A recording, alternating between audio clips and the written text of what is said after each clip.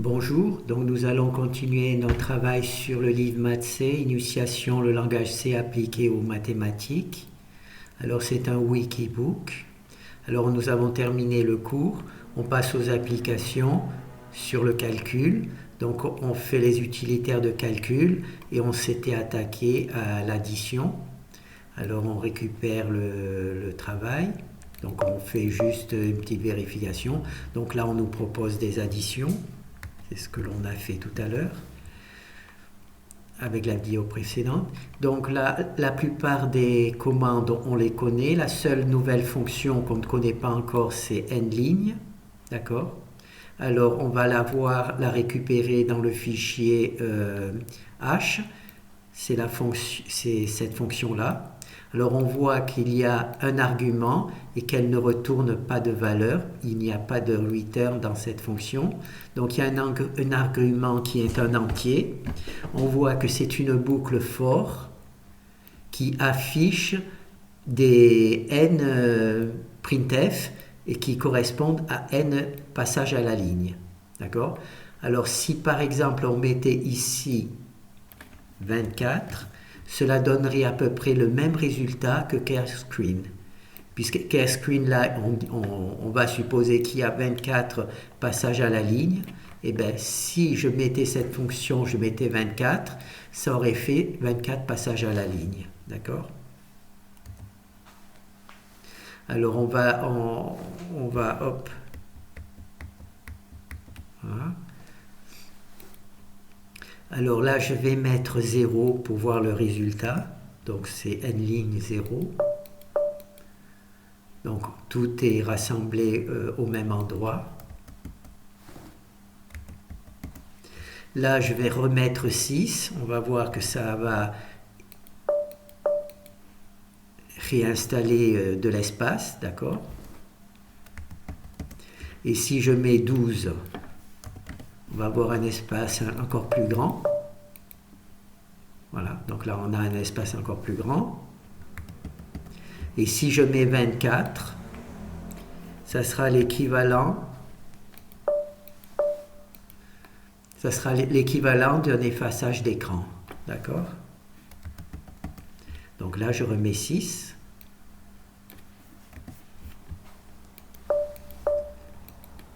Et voilà. Donc là, on a vu nos additions. Alors là, je vais essayer de vous expliquer comment je m'y prends.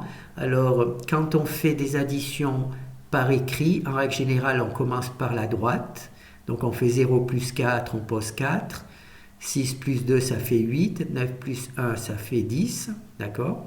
Mais quand on fait les additions à l'oral, on ne peut pas commencer par la droite de manière efficace, donc on commence par la gauche.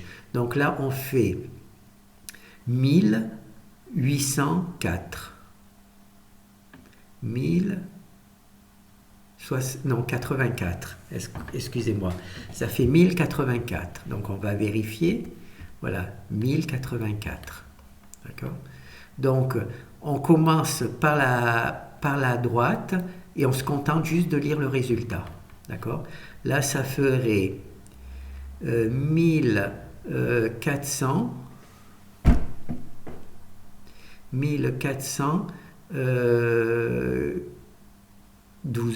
1412. D'accord?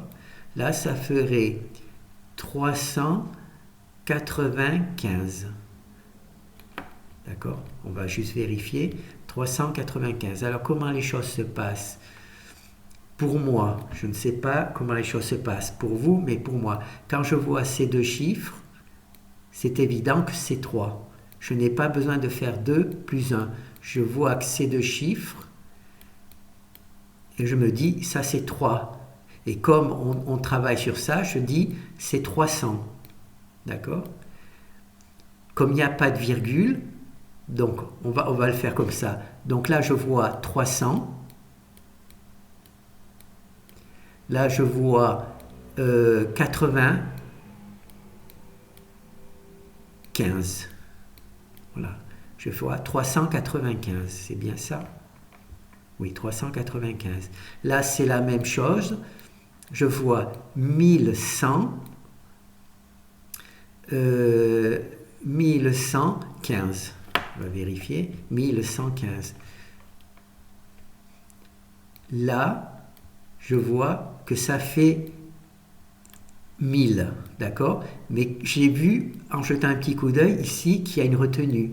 Donc ça fait 1100 et pas 1000, ça fait 1100 à cause de cette retenue, d'accord? Donc là, je fais 1100. Là, je vois qu'il y a ça fait 11, donc ça fait 1115. C'est difficile. Alors là, on va le faire ensemble. Là, ça fait 947. Je ne sais pas si vous le voyez là. 900. Là, ça fait 900 à cause naturellement de ce qui suit. Là, ça fait 47. 947. On va voir, 947. Là, peut-être, ça sera plus facile. Là, on voit 445. 400. Est-ce que vous le voyez là, le 400? Le 40, à cause de ça. On voit un 40 ici. Et là, 5. 445. Là, on voit 1100. 1123. 1123. 1123. D'accord? Encore un. On va essayer.